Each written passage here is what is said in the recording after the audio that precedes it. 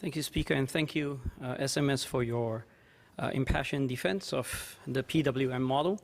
I would just take the opportunity to just clarify a few points and perhaps obtain some clarifications as well. One of them is the SMS mentioned a few times that a lot of this affects real lives. And I have no doubt that it affects real lives because that is precisely what we are fighting for. But with all due respect, as much as it would be lovely to always rely on folksy wisdom and beliefs by labor union leaders, at the same time it's important to realize that when we talk about studies that show that the minimum wage does not lead to any appreciable increase in unemployment, this is based on careful consideration and not just beliefs. It's worth reminding ourselves that there was a time when, in the 16th century, when people believed that that the sun revolved around the earth. But that belief is not, in fact, the same as evidence.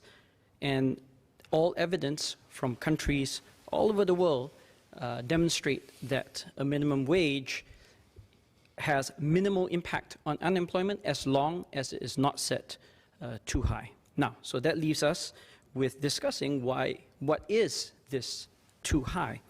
And again, I think we made a clear justification on why we believe that 1.3K is a justifiable number.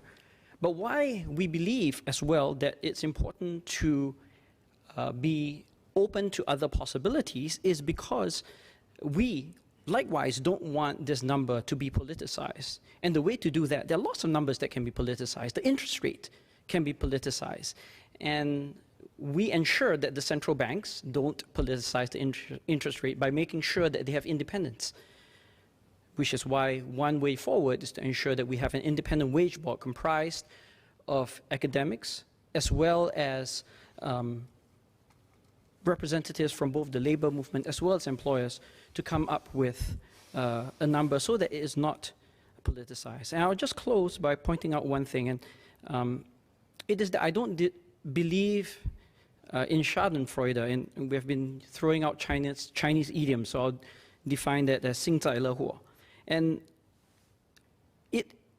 I do not think that supporting SMEs, as I said in my speech just now, is exclusive from supporting a minimum wage, which I mentioned in my maiden speech. In fact, I would just remind everyone that Henry Ford, who invented the automobile, understood this. He said that he has to pay his workers enough so that they can buy his cars.